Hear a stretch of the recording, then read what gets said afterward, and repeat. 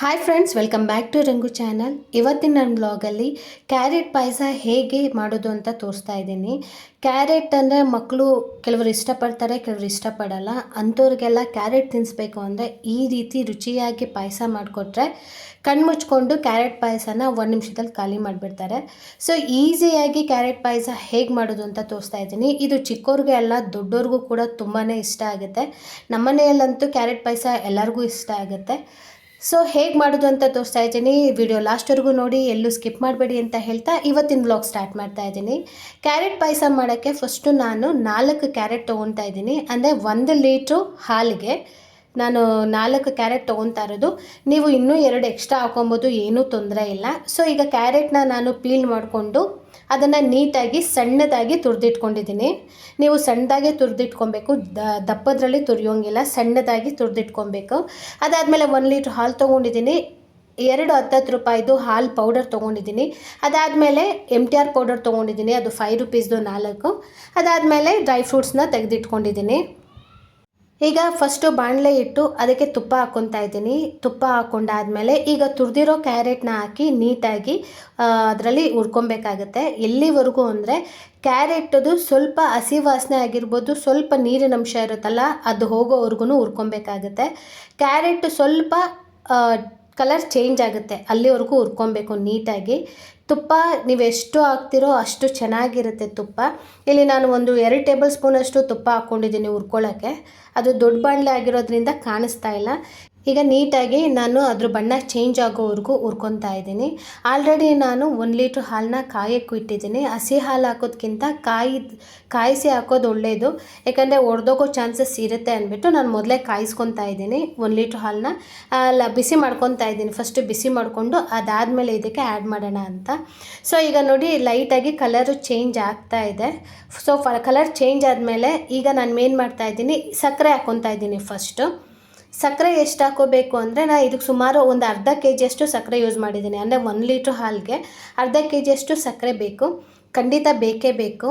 ನಿಮಗೆ ಅರ್ಧ ಕೆಜಿ ಸಕ್ಕರೆ ಜಾಸ್ತಿ ಆಗುತ್ತೆ ಅನಿಸುತ್ತೆ, ಖಂಡಿತ ಇಲ್ಲ, ಅದಕ್ಕಿಂತ ಜಾಸ್ತಿನೇ ಬೇಕಾಗುತ್ತೆ.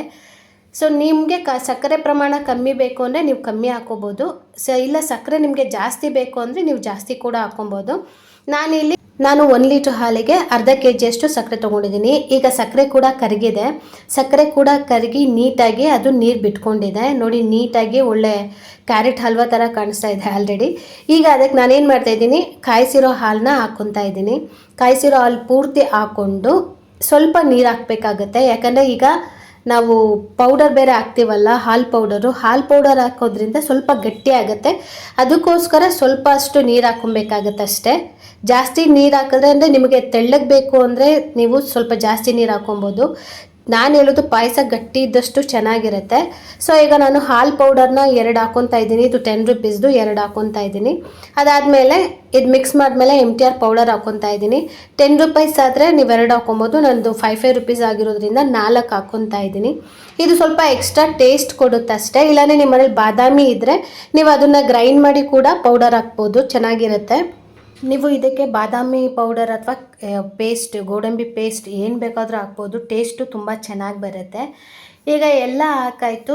ಈಗ ಏನು ಮಾಡಬೇಕು, ಅದು ಒಂದು ಕುದಿ ಬರೋವರೆಗೂ ಬಿಟ್ಬಿಡ್ಬೇಕು ನೀಟಾಗಿ. ಸ್ವಲ್ಪ ನೀರು ಹಾಕ್ಕೊತಾ ಇದ್ದೀನಿ, ಆಗಲೇ ಹೇಳಿದ್ನಲ್ಲ. ಸ್ವಲ್ಪ ನೀರು ಹಾಕ್ಕೊಂಡು ಅದನ್ನು ಕುದಿಯೋಕ್ಕೆ ಬಿಡ್ತಾ ಇದ್ದೀನಿ. ನೀಟಾಗಿ ಅದು ಕುದಿ ಬರಬೇಕು.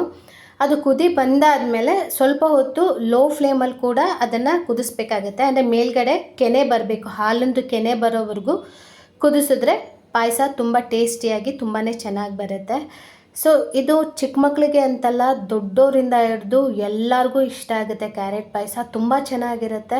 ಕ್ಯಾರೆಟ್ ತಿನ್ನಲ್ಲ ಅಂದವ್ರಿಗೆ ಈ ರೀತಿ ಮಾಡಿಕೊಟ್ರೆ ಸೂಪರಾಗಿರುತ್ತೆ. ಬಟ್ ನೀವು ತುರ್ಕೊಳ್ಳುವಾಗ ಚಿಕ್ಕದ್ರಲ್ಲೇ ತುರಿಬೇಕು. ಎಷ್ಟು ಸಾಧ್ಯ ಆಗುತ್ತೋ ಅಷ್ಟು ಚಿಕ್ಕದ್ರಲ್ಲೇ ತುರ್ಕೊಳ್ಳಿ. ಇಲ್ಲ ನಾನು ಪೇಸ್ಟ್ ಮಾಡಿ ಹಾಕ್ತೀನಿ ಅಂದ್ರೂ ಕೂಡ ಕ್ಯಾರೆಟ್ನ ರುಬ್ಬಿಟ್ಟು ಪೇಸ್ಟ್ ಮಾಡಿ ಕೂಡ ಹಾಕ್ಬೋದು. ಸೊ ಈಗ ಒಂದು ಕುದಿ ಬಂತು, ನೀಟಾಗಿ ಒಂದು ಕುದಿ ಬಂದಮೇಲೆ ಈಗ ಮತ್ತೆ ತಿರುಗಿಸ್ಕೊತಾ ಇದ್ದೀನಿ. ನೋಡಿ ಮೇಲ್ಗಡೆ ನೀಟಾಗಿ ಅದೆಲ್ಲ ಹಾಲಿನ ಕೆನೆ ಬಂದಿದೆ. ಆ ರೀತಿ ಬಂದ ಮೇಲೇ ಪಾಯಸ ನೀಟಾಗಿ ಚೆನ್ನಾಗಿ ಆಗಿದೆ ಅಂತ ಅರ್ಥ. ಆವಾಗಲೇ ಟೇಸ್ಟ್ ಬರೋದು. ಈಗ ನಾನು ಡ್ರೈ ಫ್ರೂಟ್ಸ್ನೆಲ್ಲ ತುಪ್ಪದಲ್ಲಿ ಈಗ ರೋಸ್ಟ್ ಮಾಡಿ ಹಾಕ್ಕೊತಾ ಇದ್ದೀನಿ. ಫಸ್ಟು ಚಿಕ್ಕದು ಬಾಣಲೆ ಇಟ್ಬಿಟ್ಟು ತುಪ್ಪ ಹಾಕ್ಕೊತಾ ಇದ್ದೀನಿ. ತುಪ್ಪ ನೀವು ಯಾವ್ದು ಬೇಕಾದರೂ ಹಾಕ್ಕೊಬೋದು. ತುಪ್ಪ ಹಾಕ್ಕೊಂಡು ಇಲ್ಲಿ ಗೋಡಂಬಿ ಬಾದಾಮಿ ಮತ್ತು ದ್ರಾಕ್ಷಿ ಹಾಕ್ಕೊತಾ ಇದ್ದೀನಿ. ದ್ರಾಕ್ಷಿ ಉಬ್ಬಿ ಬರೋವರೆಗೂ ಇದನ್ನು ಹುರ್ಕೊಂಡ್ರೆ ಸಾಕು. ಅಷ್ಟು ಹುರಿದ್ಬಿಟ್ಟು ಪಾಯಸಕ್ಕೆ ಹಾಕಿದ್ರೆ ತುಂಬಾ ಟೇಸ್ಟಿಯಾಗಿ ಬರುತ್ತೆ. ತುಂಬ ಅಂದರೆ ತುಂಬ ಚೆನ್ನಾಗಿರುತ್ತೆ ಕ್ಯಾರೆಟ್ ಪಾಯಸ. ಕಲರ್ ಅಂತೂ ಕಲರ್ಫುಲ್ಲಾಗಿ ಕಾಣಿಸುತ್ತೆ, ಮಕ್ಳಿಗೆ ಇಷ್ಟ ಆಗುತ್ತೆ. ಮಕ್ಕಳಿಗೆ ನೀವು ಯಾವುದೇ ಕೊಡಬೇಕು ಅಂದ್ರೂ ಕಲರ್ಫುಲ್ ಆಗಿದ್ದರೆ ತುಂಬಾ ಇಷ್ಟಪಡ್ತಾರೆ. ಸೊ ಈಗ ಇದನ್ನು ಹುರಿದಾಯಿತು, ಇದನ್ನು ಮಿಕ್ಸ್ ಮಾಡ್ತಾಯಿದ್ದೀನಿ ಪಾಯಸಕ್ಕೆ. ಸೊ ನೋಡಿ ಎಷ್ಟು ಕಲರ್ಫುಲ್ಲಾಗಿ ಆರೆಂಜ್ ಕಲರ್ ಬಂದಿದೆ. ಕ್ಯಾರೆಟ್ ಪಾಯಸ ಈಗ ರೆಡಿಯಾಗಿದೆ. ಈಗ ಸ್ಟವ್ ಫ್ಲೇಮೆಲ್ಲ ಆಫ್ ಮಾಡಿದ್ಮೇಲೆ ಇದು ಪಚ್ಕರ್ಪೂರ ಗಂದಿಗೆ ಅಂಗಡಿಯಲ್ಲೆಲ್ಲ ಸಿಗುತ್ತೆ. ಪಚ್ಕರ್ಪೂರನ ಸ್ವಲ್ಪ ಜಾಸ್ತಿ ಹಾಕೋ ಹಾಗಿಲ್ಲ, ಸ್ವಲ್ಪ ಪ್ರಮಾಣನ ಈ ರೀತಿ ಪುಡಿ ಮಾಡಿ ಹಾಕ್ಬಿಟ್ರೆ ಟೇಸ್ಟು ತುಂಬಾ ಅಂದರೆ ತುಂಬ ಚೆನ್ನಾಗಿ ಬರುತ್ತೆ. ಇದು ಕೂಡ ನಾನು ವಿಜಯ ಕರ್ನಾಟಕದಲ್ಲಿ ನೋಡಿ ಮಾಡಿರೋಂತಹ ರೆಸಿಪಿ. ಇದು ತುಂಬ ಚೆನ್ನಾಗಿರುತ್ತೆ. ಅಂದರೆ ಇದು ನಾನು ಒಂದು 5 ಇಯರ್ಸ್ 10 ಇಯರ್ಸ್ ಬ್ಯಾಕ್ ನೋಡಿ ಮಾಡಿದ್ದು. ಆವಾಗಿಂದ ನಮ್ಮ ಮನೇಲಿ ಕ್ಯಾರೆಟ್ ಪಾಯಸ ಮಾಡ್ತೀವಿ, ತುಂಬಾ ಚೆನ್ನಾಗಿರುತ್ತೆ.